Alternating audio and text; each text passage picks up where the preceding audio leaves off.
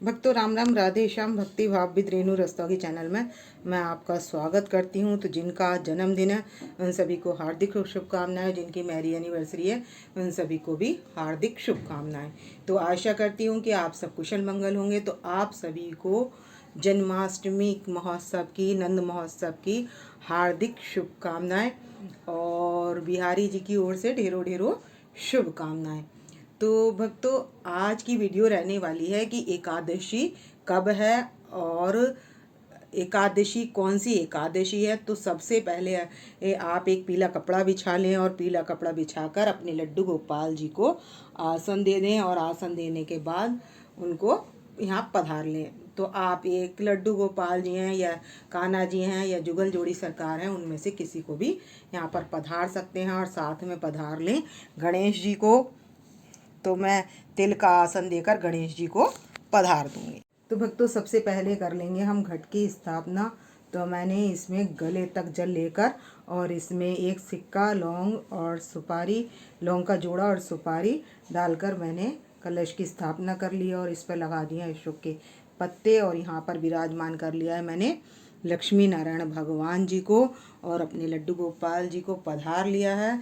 तो भक्तों भादो पक्ष की, कृष्ण पक्ष की एकादशी का क्या नाम है?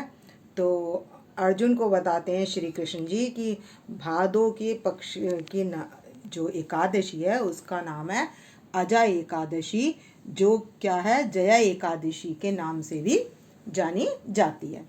तो अजा मतलब जिसे जो जय ही दिलाए, और या उसको जया मतलब जो जय दिलाए वो भी जया। तो ये एकादशी कब आ रही है? तो भक्तों ये आ रही है 28 तारीख को। तो भक्तों ये 28 तारीख की रात को आ रही है, 28 अगस्त की रात को आ रही है। रात को आ रही है 1:40 से। तो हमें सूर्य व्यापनी जो एकादशी मिलेगी वो हमें मिलेगी 29 तारीख की। तो इस बार की जो आजा एकादशी है वो 29 तारीख की है। तो 29 तारीख के दिन ये रात को 2 बजे से पहले विराम देगी और फिर हो जाएगी 30 तारीख को पारायण। तो पारायण 5:30 बजे से लेकर 8:30 बजे तक हम कर सकते हैं। तो अब एकादशी पर अब हमने सबसे पहले क्या करना है, मैंने कुशा का छींटा लेकर इनको शुद्धिकरण कर लिया है और इनके मैंने टीका लगा दिया है चंदन से और लक्ष्मी जी के रोली से और विष्णु भगवान जी के चंदन से मैंने तिलक लगा दिया है और गणेश जी को तिल का आसन देकर मैंने इनको भी तिलक लगा दिया है। तो अब हम पहना देंगे इनको जनेऊ। तो विष्णु भगवान को तो हमने येलो जनेऊ पहनाना है और वाइट जनेऊ हमने अपने गणेश जी को पहनाना है। तो भक्तों यहाँ पर मैं गणेश जी को वाइट जनेऊ धारण करा दूंगी। ये मैंने गणेश जी को वाइट जनेऊ धारण कराया है और अपने लक्ष्मी नारायण भगवान जी को येलो जनेऊ धारण कराया है। और अभी हम पहना देंगे सभी को वस्त्र। तो मैं कलावा रूपी वस्त्र सभी को धारण करा दूंगी, अपने लड्डू गोपाल जी को और गणेश जी को, सभी को। और भक्तों इनको हम, अगर आपने तुलसी तोड़ रखी है तो ठीक है, और यदि आप किसी कारणवश तुलसी भूल जाते हैं तो आप अपने लड्डू गोपाल जी को तुलसी की माला पहना लें। तो ये मेरे लड्डू गोपाल जी की माला है, तो मैं ये सभी को तुलसी माला धारण करा दूंगी। तो मैंने कलावा रूपी वस्त्र सभी को धारण करा दिया है और मैंने फूलों की माला भी पहना दी है। और अपने विष्णु भगवान जी के या लक्ष्मी जी नारायण जी के पास जैसे ये कमल का पुष्प जिस पे ब्रह्मा जी विराजमान है, ऐसा पुष्प लक्ष्मी नारायण भगवान के पास अर्पित कर देना है। और यदि आपके पास नहीं है, मैं हर बारी आपको बताती हूँ कि इस तरीके से आप अर्पित कर सकते हैं। तो आप सफ़ेद पुष्प के ऊपर गुलाब के पुष्प को धारण भी कराकर लक्ष्मी नारायण जी का पूजन, लक्ष्मी जी का पूजन कर सकते हैं। तो मेरे पास तो इस समय कमल का पुष्प है, तो मैं ये पुष्प और ये जो है मैं अपनी राधा रानी के पास अर्पित कर दूंगी। यहाँ पर राधा रानी के पास ये फूल यहाँ पर रख देंगे। तो भक्तों और सभी भगवान के पास हम क्या करेंगे, पुष्प अर्पित कर देंगे। गणेश जी के पास और सभी के पास हम पीले पुष्प अर्पित कर देंगे।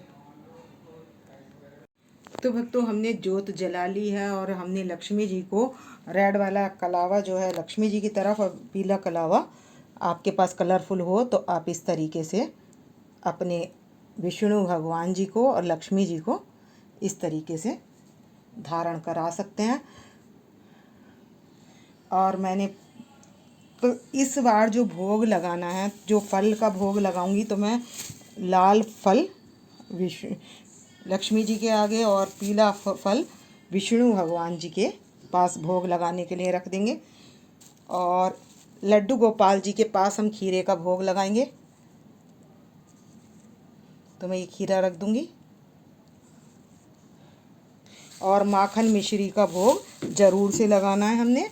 और अपने यहाँ पर मैं बब्बू गोशे नाशपाती सभी के पास फलों का भोग लगा देंगे। तो एक तो आप या तो कलश के ऊपर भी दीपक जला सकते हैं, और मैंने फूलमाला कलश को धारण करा दिया, और यहाँ पर भी हम अखंड दीप जला लेंगे। तो मैं 29 तारीख की सुबह को जलाऊंगी, क्योंकि 28 तारीख को आ रही है 1:40 से एकादशी आ रही है, और यहाँ पर ये हमारी है बुक। तो मैं इसका भी पूजन कर लूँगी और पीले पुष्प अर्पित कर दूँगी। तो मैंने यहाँ पर विष्णु भगवान जी को और लक्ष्मी जी को पीले पुष्प अर्पित कर दिए हैं, और तिलक भी सभी के लगा लिया है, शुद्धिकरण मैंने कर दिया है। तो इस बार क्या भोग लगाना है, गोले का, छुआरे का, किशमिश का और हमने इलायची का भोग विशेष रूप से लगाना है अपने लक्ष्मी नारायण भगवान जी को और लड्डू गोपाल जी को, क्योंकि विष्णु भगवान का रूप है। तो मैं थोड़ी सी एकादशी की कथा भी आपको श्रवण करा दे। आप और दूध की बनी हुई वस्तुओं का भी भोग लगा सकते हैं, और मखाने की खीर का भोग अवश्य लगाएं। तो इसमें सारी गोला और सारी तरीके की मैंने ड्राई फ्रूट डालकर बनाई है। तो ये तो मैं इस तरीके से भोग लगा देंगे, और आपके पास हो तो आप इस तरीके से भोग लगा देंगे। और यहाँ पर कटोरी में मेवा ले लेंगे तो उससे भी भोग लगा देंगे। गौ के घृत से बनी हुई चीज़ों से हम पारायण कर सकते हैं, और जौ के पानी से, जौ से इससे हम पारायण कर सकते हैं। और यदि ये भी संभव ना हो तो हम क्या करें, चरणामृत से भी पारायण कर सकते हैं।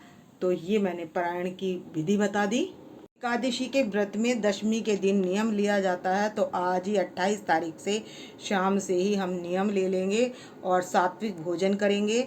और द्वादशी त्रिदिवसीय ये व्रत रहता है, और द्वादशी को पारायण करके इस व्रत की पूर्णता होती है, और तीनों दिन हमें ब्रह्मचर्य से रहना होता है। तो अर्जुन को बताते हैं श्री कृष्ण जी कि भादो पक्ष की एकादशी के व्रत करने से समस्त पापों का नाश हो जाता है, और भगवान विष्णु के लोक को मनुष्य जाता है। और परलोक, इस लोक और परलोक दोनों में इस व्रत के करने से सहायता मिलती है। और इस प्राचीन काल में एक हरिश्चंद्र नाम का राजा आपने सुना होगा, तो वो बड़ा चक्रवर्ती राजा था। तो उस देव योग से उसने क्या किया था, अपना स्वप्न में ही ऋषि को राज्य दान कर दिया था। इसके कारण उसको अपनी पत्नी और बच्चे को बेचना पड़ा था। तो बेचने के बाद वो तो चांडाल का सेवक बन गया, और उसके पुत्र का हुताश था। तो उसने अपने धर्म को यानी कि सत्य को कभी नहीं छोड़ा, और इसके कारण, सत्य न छोड़ने के कारण उसको एक दिन क्या हुआ, उसका बेटे को सांप ने काट लिया। और जब सांप ने काट लिया तो उसकी पत्नी उसके पास गई, हरिश्चंद्र के पास, जो चांडाल का सेवक था। तो वहाँ पर उसने अपनी पत्नी से भी रोहताश के लिए वही क्रियाक्रम के लिए उससे पैसे मांगे। तो दुख से दुखी होकर वो सोचने लगा कि मैं इस नीच कर्म से कब मुक्त होऊंगा, तो उसे ऋषि के गौतम ऋषि किसी कारणवश वहाँ आ पहुँचे और उसने अपना सारा वृतांत गौतम ऋषि से कहा। तब गौतम ऋषि ने कहा कि आजा नाम की एकादशी भादो पक्ष की कृष्ण पक्ष की एकादशी है, तो आप उसका व्रत करें और क्या करें, रात्रि जागरण करें, तो इस के करने से तुम्हारे पापों का नाश हो जाएगा। और ये कहकर मुनि चले गए। तब उसी कथन के अनुसार उसने व्रत किया, रात्रि जागरण किया, तो उस व्रत के प्रभाव से ब्रह्मा विष्णु महेश देवताओं को भी उसने अपने पास खड़ा पाया। और उसने उसको जो परीक्षा ले रहे थे ऋषि, तो वो उन्होंने ये कौतुक अपनी आंखों से देखा। तो ये और इस कर्म के कारण वह क्या हुआ, परिवार सहित स्वर्गलोक को चला गया और काफी टाइम तक उसने अपना राज्य किया। तो इस एकादशी के सुनने मात्र से क्या होता है, अश्वमेध यज्ञ का फल मिलता है और गौदान का फल मिलता है। रात्रि जागरण करने से और कथा सुनने से हमारे सारे पापों का नाश हो जाता है और स्वर्ग को, अंत में विष्णु लोक को।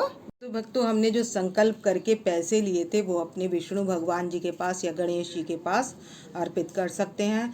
तो संकल्प में अपना नाम ले लें, भरत खंडे, जहाँ आपका जन्म हुआ है वो लेकर, और आपका नाम और गोत्र और फलम मनोर्थम उसके हिसाब से आप संकल्प ले करिष्यति।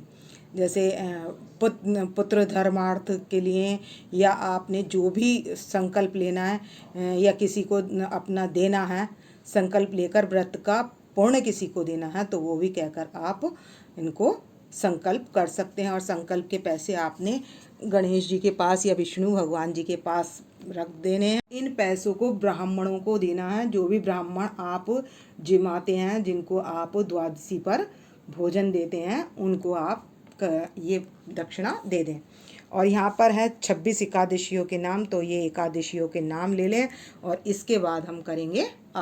तो हमारी पूजा की थाली तैयार है और हम कर लेंगे आरती। तो हमने बजा लिया घंटी और कर लेंगे आरती। तो हम अपने विष्णु भगवान के विग्रह हैं या लक्ष्मी नारायण भगवान हैं, तो आप उनकी आरती कर सकते हैं। और यदि आपको कोई आरती याद ना हो तो आप ओम जय जगदीश की भी कर सकते हैं और बांके बिहारी लाल की भी कर सकते हैं। तो बोलो बांके बिहारी लाल की जय।